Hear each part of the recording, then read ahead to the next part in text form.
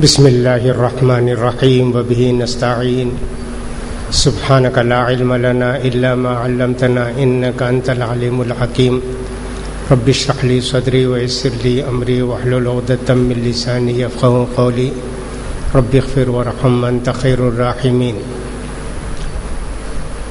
پچھلے 2 درس میں آپ حضرات کو جو باتیں بتائی گئیں ان کا بالکل مختصر خلاصہ یہ ہے،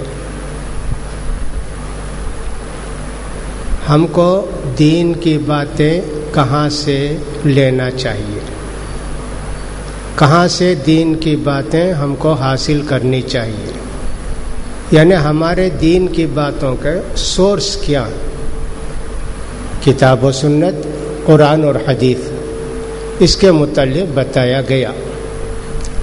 پھر یہ بتایا گیا کہ اللہ کے پیارے رسول صلی اللہ علیہ وسلم کے زمانے میں صحابہ اکرام کو کوئی بات دریافت کرنی ہوتی، کوئی مسئلہ معلوم کرنا ہوتا تو کیا کرتے تھے؟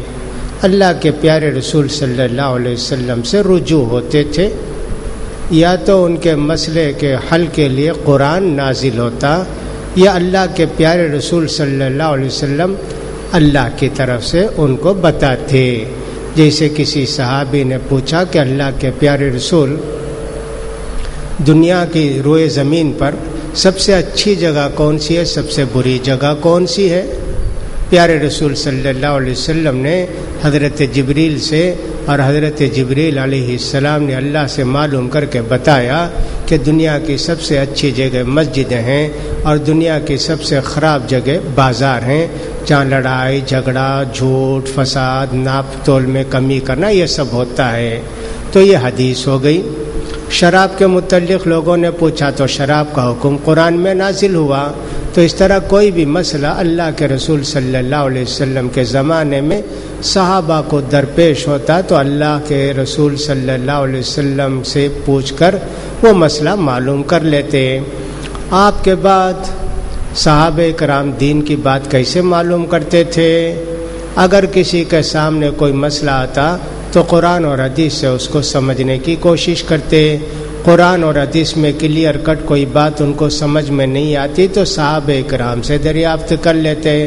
کئی صحابہ مل کے اس مسئلے کا حل نکالتے کہ صاحب اللہ کے رسول صلی اللہ علیہ وسلم کے زمانے میں ایسے فیصلہ ہوا۔ یہ ایک آدمی کو معلوم رہتا، 10 آدمی کو نہیں معلوم رہتا۔ اسی طرح ہمیشہ کتاب و سنت کو سامنے رکھ کر دین کی باتیں معلوم کی جاتی تھیں۔ پھر اس کے بعد ایسے تابع تابعین کے زمانے میں بھی ہوا۔ البتہ اس کے بعد جب دیکھتے ہیں ہم تقریباً 350-400 سال ایسے ہی گزرے کہ کتاب و سنت سے دین کی باتوں کو حاصل کرنے کی کوشش کی جاتی تھی، اور کتاب و سنت کی باتوں کی روشنی میں علماء جو بات بتاتے ان کو لے لی جاتی تھی۔ بعد میں چل کر لوگوں نے دین کے سورس کو، قرآن حدیث کو تو مانا دین کی باتوں کے سورس، لیکن یہ کہا ہمارے ائمہ نے جو کچھ ہم کو بتا دیا ہے وہ ایک دم پرفیکٹ ہے اور وہ ہمارے لیے کافی ہے، اسی کو تقلید کہتے ہیں۔ ہمارے امام جو ہے بس، دوسرے سب ہم کو کوئی ضرورت نہیں۔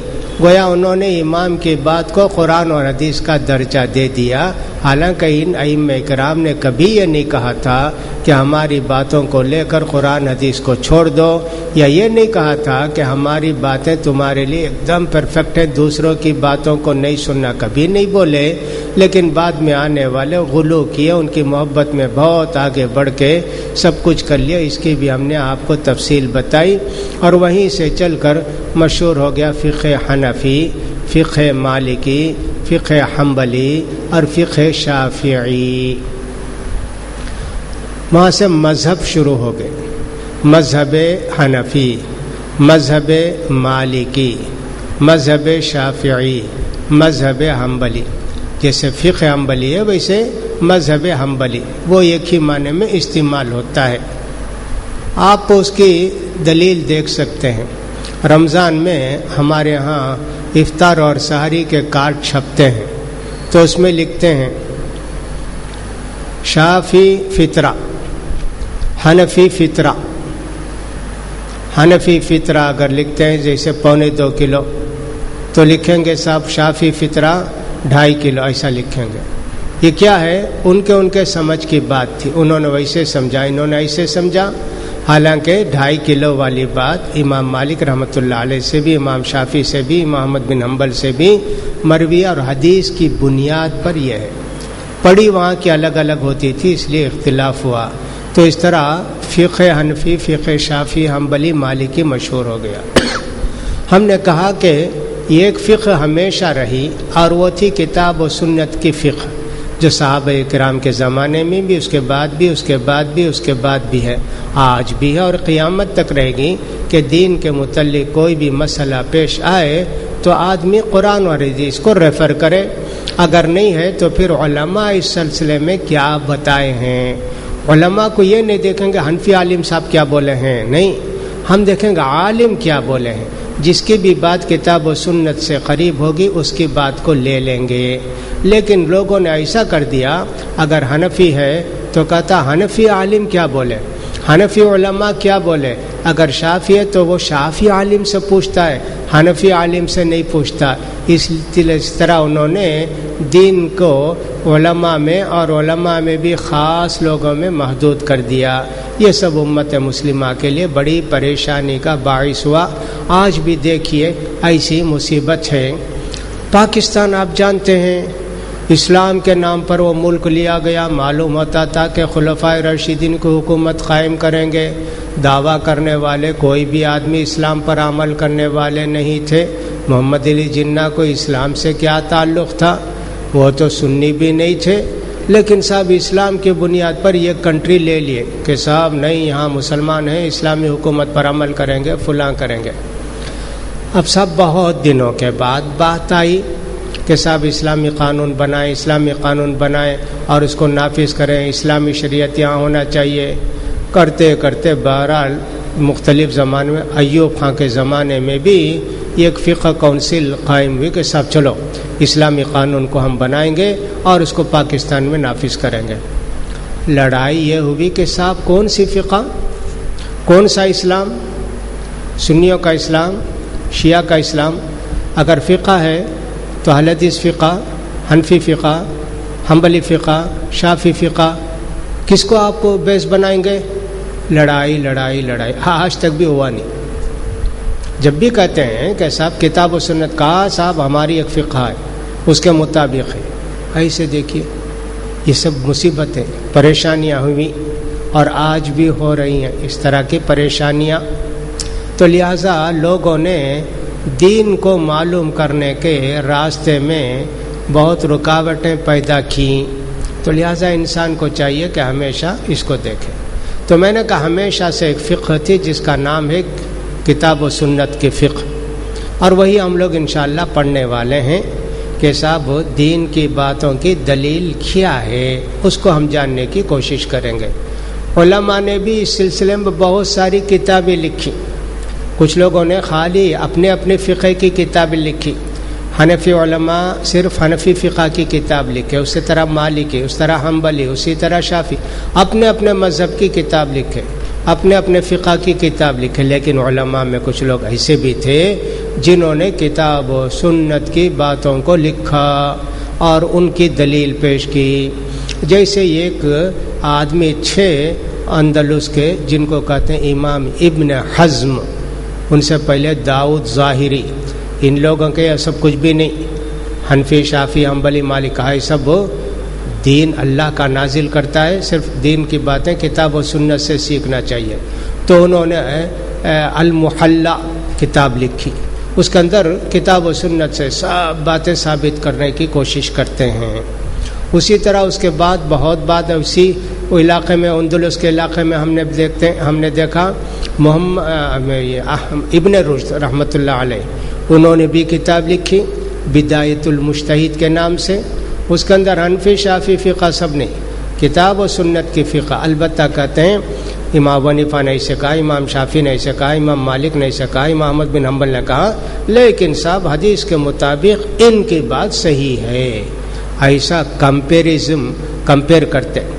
कंपैरिजन फ़िक़ह भी बिदायतुल मुज्तहिद उस ज़माने के अंदर लिखी गई, हर ज़माने में लिखे, हर ज़माने में लिखे। आखिरी ज़माने में हमने देखा मोहम्मद बिन अली शौकानी जो यमन के एक ज़बरदस्त आलिम थे, पहले शिया थे, बाद में वो अहले हदीस बने, किताब और सुन्नत बहुत किताबें लिख दी। उनकी किताबें 170 से भी ज़्यादा किताबें हैं। दीन के लिए बहुत बड़ी मेहनत लोगों ने की हैं, जैसा कि मैंने गुज़िश्ता बार बताया था। तो उन्होंने भी इमाम बिन हमारे मोहम्मद अली शौकानी रहमतुल्लाह अलैह ने भी किताब लिखी। इंडिया के अंदर अहले हदीस फ़िक़्ह को, किताब व सुन्नत के फ़िक़्ह को इंट्रोड्यूस कराने वाले नवाब सिद्दीक़ हसन खान रहमतुल्लाह अलैह हैं, लिखने वाले, वरना तो पहले दिन से ही किताब व सुन्नत की फ़िक़्ह इंडिया के अंदर भी है। जैसा कि गुजरात के अंदर बताया गया है कि साहब यहाँ हमने देखा कि किताब व सुन्नत पर अमल करने वाले लोग हैं, न हनफी हैं न शाफ़ी हैं। उस ज़माने में 3री हिजरी में एक सयाह आके गुजरात को देखकर ऐसे अपना तासुर बयान किया। तो लिहाजा लिखने वालों में ज़्यादातर नवाब सिद्दीक़ हसन खान रहमतुल्लाह अलैह भी थे, जिन्होंने अर्रौज़तुन नदिया नामी किताब लिखकर बताया ऐसे है दीन की बातें। इमाम मोहम्मद अली शौकानी रहमतुल्लाह अलैह की किताब भी गोया उस किताब की शरह है। वो उर्दू में बिल्कुल करीब के ज़माने में ये किताब फ़िक़्हुल हदीस के नाम से मोहम्मद अयूब इमरान खान ने भी पाकिस्तान में उस किताब का गोया तर्जमा किया, मुख्तलिफ जगहों से उसको हासिल किया।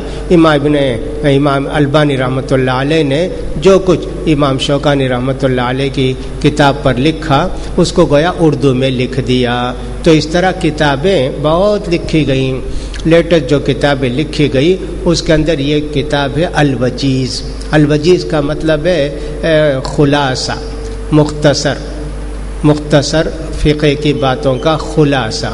ये भी मिस्र के एक आलिम है अब्दुल अज़ीम बदावी, उन्होंने ये किताब लिखी है, मुख्तसर किताब है, जिसको हम लोगों ने यहाँ इस दर्स के लिए मुंतखब किया है। ये सारी बातें आपको मालूम हुई अल्हम्दुलिल्लाह।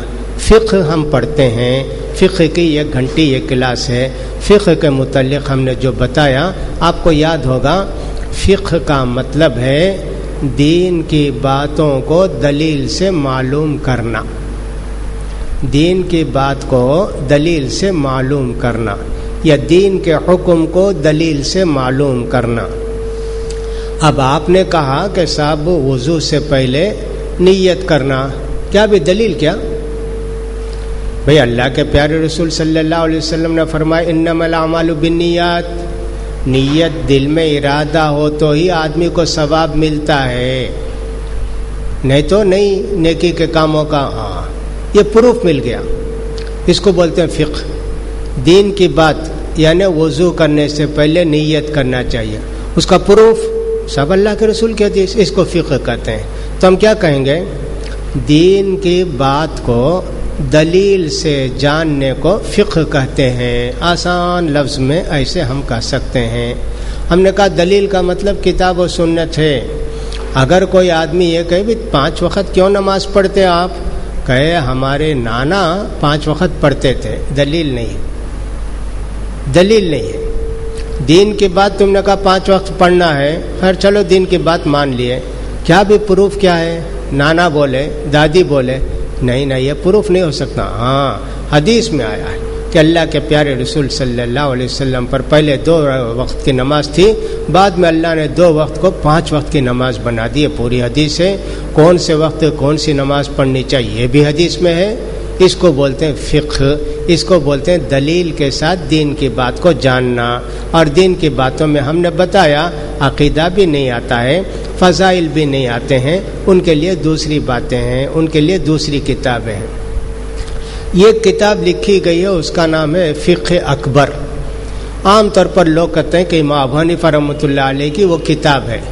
फ़िक़्ह अकबर के अंदर अक़ीदे की पूरी बातें हैं, अक़ीदे की बातें। हमने कहा फ़िक़्ह में अक़ीदे की बात नहीं आती, लेकिन फ़िक़्ह अकबर उसका नाम है कि साहब बुनियाद हर चीज़ के लिए अक़ीदा है, लिहाजा उन्होंने अल-फ़िक़्हुल अकबर नामी किताब लिखी।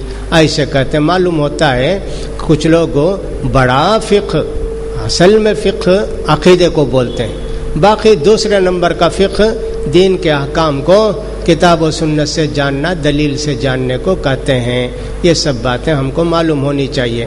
اس کے بعد ہم نے بتایا تھا کہ صاحب عقیدے کے بعد سب سے پہلے عمل شروع ہوتا ہے، اور عمل میں سب سے زیادہ اہمیت اسلام کے اندر نماز کی ہے، اس لیے کہ اللہ کے پیارے رسول صلی اللہ علیہ وسلم پر جتنے حکم نازل ہوئے سب دنیا میں نازل ہوئے، روزہ بھی، زکوٰۃ بھی، حج بھی، سب، لیکن نماز کا تحفہ جب اللہ کو دینا تھا اپنے پیارے نبی کو، آسمان پر بلا کر معراج کی رات اللہ کے پیارے رسول کو تحفہ دیا گیا، تو سب سے زیادہ اہمیت مسلمانوں کے پاس نماز کی ہے۔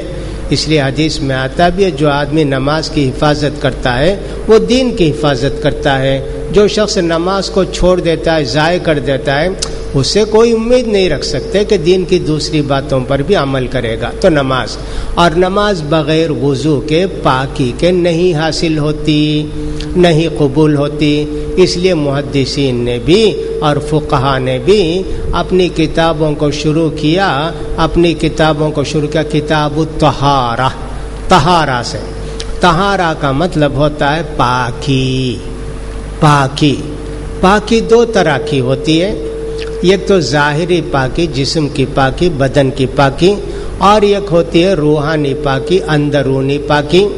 ایک آدمی نہا کر، دھو کر، سب کچھ کیا، ایک دم فریش ہو کر آیا، اب وہ آدمی بدن کے اعتبار سے پاک ہے، کپڑے بھی صاف ستھرے ہیں، کپڑے بھی پاک ہیں، لیکن وضو نہیں کیا تو نماز نہیں پڑھ سکتا، اس کو بولیں گے غیر طاہر، پاک نہیں ہے بھائی، نماز پڑھو بولے تو ارے وضو کرانے بھی میں وضو کر کے آتا ہوں، اب وہ طاہر ہو گیا۔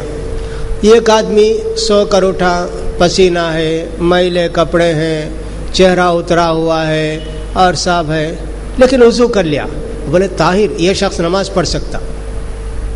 لیکن وہ آدمی نہا دھو کر فریش ہو کر اچھے کپڑے پہن کے سب آیا، وضو نہیں کیا نا، تو معلوم ہوا کہ سب وہ نماز نہیں پڑھ سکتا۔ تو اس کا کپڑا بھی پاک ہے، بدن بھی پاک ہے، لیکن اندر کی جو پاکی ہونا جس کو وضو بولتے ہیں وہ نہیں ہے۔ لہذا پاکی دونوں ہوتی ہے، بدن کی بھی ہوتی ہے، کپڑے کی بھی ہوتی ہے، جگہ کی بھی ہوتی ہے، اور اس کے علاوہ معنوی پاکی جس کو ہم دیکھتے نہیں ہیں وہ پاکی بھی ہے، جس کو ہم کہتے ہیں وضو، اور جس کو کہتے ہیں غسل، نہانا۔ تو طہارت سے شروع کرتے ہیں۔ اب طہارت کس چیز سے حاصل ہوتی ہے؟ میں نے کہا طہارت کے لیے سب سے بڑا جو اللہ تعالیٰ نے ہمارے لیے رکھا ہے وہ ہے پانی۔ پانی دنیا میں سب کے پاس پاکی کرنے کے لیے پانی کا استعمال ہے، اگرچہ کہ پاکی کا ایک ذریعہ ڈھیلے کو بھی بتایا گیا ہے کہ استنجا کرنے کے بعد، اگر پیشاب کرنے کے بعد ڈھیلا استعمال کر لیا تو پاک ہے، اور اگر جو ہے ٹائلٹ جا کر آیا، پاخانہ کیا ہے تو 3 ڈھیلے یا 5 ڈھیلے یا 60 ڈھیلے سے پوچھ لے تو پاک ہو جاتا، اس کو بھی بتایا گیا۔ لیکن جب پانی ہو تو پانی ہی ہمارے پاس پاکی کا ذریعہ ہے۔ اب ہم یہ چاہتے ہیں کہ صاحب پانی کس کو کہتے ہیں یہ بھی ہم نے مختصر بتایا۔ آج کتاب والے کہتے ہیں الحدث او ازالۃ النجاسہ، گندگی کو دور کرنے کے لیے یا حدث کو دور کرنے کا طریقہ کیا ہے۔ حدث کا کیا مطلب ہے؟ حدث کا مطلب انسان کو جو کیفیت لاحق ہو گئی، یہ کیفیت کیسے لاحق ہوتی ہے، یہ کنڈیشن کیسے ہوتی ہے؟ ایک آدمی وضو کر کے بیٹھا مسجد میں، وضو کر کے آیا، اب ہوا نکل گئی اس کے پیٹ سے۔ اب ہوا 2 جگہ سے نکلتی ہے، منہ سے نکلتی ہے اس کو ڈکار کہتے ہیں، پیچھے پاخانے کے راستے سے نکلتی ہے تو اس کو پات کہتے ہیں، یا فارسی لفظ سے اس کا مطلب ہوا ہے، باد ہے۔ تو اب دیکھیے وہ آدمی کو حدث ہو گیا، بولیں گے حدث ہو گیا، یعنی کہ جو پاک تھا وہ پاکی کی کنڈیشن ختم ہو گئی، حالانکہ کسی معلوم بھی نہیں وہ کیا ہوا۔ ڈکارے تو بھی آدمی دیکھ لیتا ہے، لیکن اگر کوئی آدمی ہوا خارج کرتا ہے تو کبھی آواز کے ساتھ، کبھی بغیر آواز کے، معلوم نہیں، لیکن اس کو حدث ہو گیا۔ اب یہ حدث کیسے دور کرنا؟ اسی طرح ایک آدمی ہے، سب کچھ ٹھیک ٹھاک ہے، بیوی سے مل لیا، صحبت کر لیا، اب اس کو حدث لاحق ہو گیا، یا ایک صاحب سویا، نوجوان تھا، کچھ بھی تھا، تو اس کو احتلام ہو گیا، پیشاب کی جگہ سے گاڑھا پانی نکل گیا، اب بولے گا حدث ہو گیا اس کو. بھائی وضو ٹوٹ گیا تو بھی حدث بولے، اور یہ غسل واجب ہوا تو بھی حدث بولے، کیا دونوں میں فرق؟ اس کو بولیں گے وضو واجب ہوا تو حدث اصغر، چھوٹا حدث، نہانے کا حدث اکبر، پورا بدن نہانا پڑے گا، ہے نا، ایسے ہے. اب اس کو کیسے دور کیا جائے، نجاست کو یا حدث کو کیسے ختم کیا جائے؟ باب المیاہ، پانی کا بیان. میاں یہ ہے پلورل، جمع ہے، پانی تو ایک ہی ہوتا ہے، لیکن انہوں نے پانیوں کا ذکر، اس لیے کہ پانی کئی قسم کا ہوتا ہے، جیسا کہ میں نے بتایا، نہر کا پانی، کنویں کا پانی، سمندر کا پانی، برف کا پانی، بارش کا پانی، کئی پانی ہے نا، اس لیے انہوں نے کہا پانیوں کا بیان. کل ماء نزل من السماء او خرج من الارض فهو طہور، ہر وہ پانی جو آسمان سے نازل ہوا یا زمین سے نکلا وہ پاک کرنے والا ہے، پاک کرنے والا، پاک بھی ہے اور پاک کرنے والا بھی ہے. جو خود پاک ہوگا وہ نہ دوسروں کو پاک کرے گا. آسمان سے جو بھی پانی اترا، بارش کا پانی، اب بارش کا پانی کبھی تو پانی ہی کی شکل میں نازل ہوتا ہے، کبھی اولے، برف بولتے ہیں نا، برف کی طرح ٹکڑے گرتے، دونوں پاک ہیں. وہ جو برف گرتے کبھی کبھی بہت ٹھنڈی دنوں میں، اس کو جمع کر کے رکھ لے، تھوڑی دیر وہ پانی بن جاتا، تو وہ پانی کی شکل میں گرے آسمان سے، یا برف کی شکل میں اولا بولتے ہیں اس کو، اولے کی شکل میں گرے، الحمدللہ دونوں کا حکم ایک ہی ہے، وہ پاک ہے، خود بھی پاک ہے اور پاک کرنے والا ہے. زمین سے نکلنے والا پانی بھی پاک ہے، زمین سے نکلنے والا پانی، وہ نہر سے نکلے، کنویں سے نکلے، سب پاک، سب پاک. کبھی کبھی آسمان سے اتنی ٹھنڈک گرتی، اوس، وہ سب جمع ہوتے ہوتے برف ہو جاتا، برف کے پہاڑ، وہ پگھل کے پانی نہر بن جاتا، تو وہ بھی آسمان سے نکلنے والا، اترنے والا. اور زمین کا پانی نہر کا ہو، سمندر کا ہو، نالے کا ہو، سب پانی جو بھی ہے یہ سب پانی پاک ہے، پانی. پھر اس کے بعد کہتے ہیں اللہ نے فرمایا وَأَنزَلْنَا مِنَ السَّمَاءِ مَاءً طَهُورًا، ہم نے آسمان سے پاک پانی نازل کیا. لہذا ہم کو چاہیے کہ صاحب سورہ فرقان کی یہ جو آیت ہے، آیت نمبر 40 پر 8، وَأَنزَلْنَا مِنَ السَّمَاءِ مَاءً طَهُورًا، ہم نے آسمان سے پانی نازل کیا جو پاک ہے اور پاک کرنے والا ہے. اللہ نے کہہ دیا، یہ پروف. اگر کوئی پوچھے بھئی پانی پاک ہے، کیا دلیل ہے تمہارے پاس؟ کہا بھی سورہ فرقان کی آیت نمبر 48 میں دیکھو، وَأَنزَلْنَا مِنَ السَّمَاءِ مَاءً طَهُورًا. ہاں یہ فقہ ہے کہ دین کی بات کو دلیل سے جانے. الحمدللہ. اس کے علاوہ بھی نبی کریم صلی اللہ علیہ وسلم فرماتے ہیں سمندر کے تعلق سے، هُوَ طَهُورُ مَاؤُهُ الْحِلُّ مَيْتَتُهُ، سمندر کا پانی پاک ہے جی، سمندر میں بسنے والے جانور مر گئے تو بھی کھا سکتے. ایک صحابی نے پوچھا اللہ کے پیارے رسول صلی اللہ علیہ وسلم سے، اللہ کے پیارے رسول، ہم لوگ سفر میں جاتے، کشتی میں بیٹھ کے مچھلی پکڑنے کے لیے نہ جاتے، تھوڑا پانی اٹھا کر لے جاتے پینے کے واسطے، اگر وہ پانی سے وضو کر لیے تو پینے کے واسطے پانی نہیں رہتا، پیاس سے تڑپ کے مر جائیں گے، تو سمندر کے پانی سے وضو کر سکتے کیا؟ صحابہ پوچھتے ہیں تو اللہ کے پیارے رسول نے کہا، ارے سمندر کا پانی پانی ہے جی، پاک ہے وہ، اور سمندر میں جینے والے جانور جو بھی مر جائیں، جیسے مچھلی وچھلی ہے، سب کھاؤ، مر گیا تو بھی کھا سکتے. ہاں اب ہمارے پاس پانی پاک ہونے کی دو دلیل مل گئی. ایک تو سورہ فرقان کی آیت نمبر 48 40 پر 8، اور دوسری یہ حدیث جو ہم کو ملی کہ صاحب سمندر کے متعلق اللہ کے پیارے رسول نے فرمایا کہ صاحب یہ پاک ہے، لہذا ہم کو چاہیے کہ صاحب اس دلیل کو معلوم کر لیں۔ پھر اس کے بعد فرماتے ہیں اللہ کے پیارے رسول نے کنویں کے تعلق سے فرمایا ان الماء طہور لا ينجسه شیء، بے شک پانی پاک ہے، اس کو کوئی چیز گندا نہیں کرتی ہے۔ یہ تیسری دلیل ہم کو پروف پیش کرنے کے لیے، یہ تیسری بات، بے شک پانی پاک کرنے والا ہے، پاک ہے، اس کو کوئی چیز گندا نہیں کرتی ہے۔ اس کے متعلق حدیث میں یوں آتا ہے کہ صحابہ اکرام ایک مرتبہ اللہ کے پیارے رسول صلی اللہ علیہ وسلم کے پاس آ کر پوچھے اللہ کے رسول یہاں جو مدینے میں کنواں ہے، باوڑی ہے نا، گڑھا، وہ جو بارش ہوتی ہے تو نالے کا پانی آتا،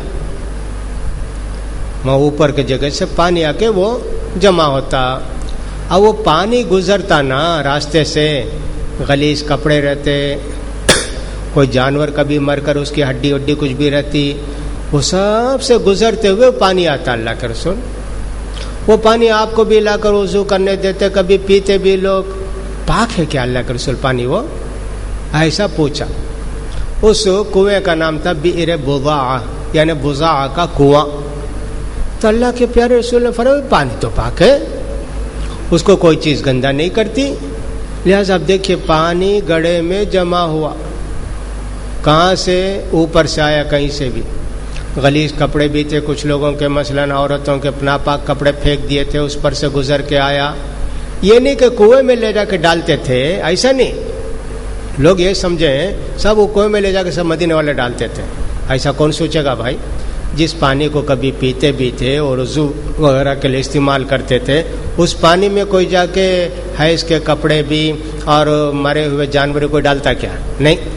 اسی لیے مولانا عبد الرحمن مبارک پوری رحمۃ اللہ علیہ نے اور دوسرے علماء نے لکھا ہے اس حدیث کا میں یہ نہ سمجھا جائے کہ صحابہ نے جا کے سب اس میں ڈالتے تھے، نہیں، وہ پانی اتر کے آتا تھا تو ان جگہوں سے آتا تھا جہاں کبھی میلے کپڑے رہتے، ہڈی گوشت جانور مرے ہوئے رہتے نا، وہ سب آتا، آگے پانی جمع ہو جاتا تھا۔ تو اللہ کے پیارے رسول پاک ہے جی، تو صحابہ اسے وضو بھی کرتے تھے، اور کبھی صاحب اللہ کے رسول کے دوسرے صحابہ اس کو پیتے بھی تھے، تو یہ بھی فرمایا، فرماتے ہیں وَهُوَ بَاقٍ عَلَىٰ طُهُورِيَتِهِ وَإِنْ خَالَطَهُ شَيْءٌ طَاهِرٌ مَا لَمْ يَخْرُجْ عَنْ إِطْلَاقِهِ، پانی ہمیشہ پاک ہی رہتا ہے اگرچہ کہ اس میں کوئی اچھی چیز یعنی پاک چیز گر جائے، جب تک کہ پانی ہم بولتے اس کو، جب تک اس کا حکم وہی ہے کہ وہ پانی پاک ہے۔ پانی اپنی صفت اپنی خاصیت کو نہیں کھوتا، اگرچہ کہ اس میں کوئی چیز گر گئی تو بھی پرواہ نہیں، جب تک ہم اس کو پانی کہتے ہیں اس وقت تک وہ اپنی صفت پر یا اپنی خاصیت پر باقی ہے، پاک بھی ہے اور پاک بھی کرتا ہے۔ نبی کریم صلی اللہ علیہ وسلم نے فرمایا ان عورتوں سے جو آپ کی بچی کو غسل دے رہے تھے، آپ کی بچی کو نہلا رہے تھے، یہ غالباً حضرت زینب رضی اللہ تعالیٰ عنہ کو نہلا رہے تھے، تو اس وقت اللہ کے رسول صلی اللہ علیہ وسلم نے فرمایا میری بیٹی کو نہلاؤ، 3 بار نہلاؤ۔ وہ جنازے میں ہم بتائے تھے کہ میت کو غسل کیسے دیا جاتا ہے، یہاں ایک وقت ورکشاپ ہوا تھا، اس میں تفصیل کے ساتھ بتائے تھے، اور چار مینار مسجد میں بھی یہ ورکشاپ ہوا تھا کہ جنازے کے پورے احکام، نہلانا کیسا، کفن کیسا پھاڑنا اور سب یہ سب پورے، وہ اس کی ویڈیو بھی وہاں چار مینار مسجد میں، مسجد پٹالم چار مینار مسجد اہل حدیث میں ویڈیو ملتی ہے 50 روپے میں، اس میں پوری چیزیں ہیں، ایک آدمی کو موت آنے سے پہلے کیا کیا وصیت کرنا، کیسے کرنا، مرنے کے بعد کیا کرنا، نماز جنازہ کا احکام کیا ہے، کفن کتنا رہنا، نہلانے کا طریقہ، سب باقاعدہ اس میں بیان ہے، پریکٹیکل بتایا گیا ہے۔ تو لہٰذا اللہ کے پیارے رسول صلی اللہ علیہ وسلم نے فرمایا 3 بار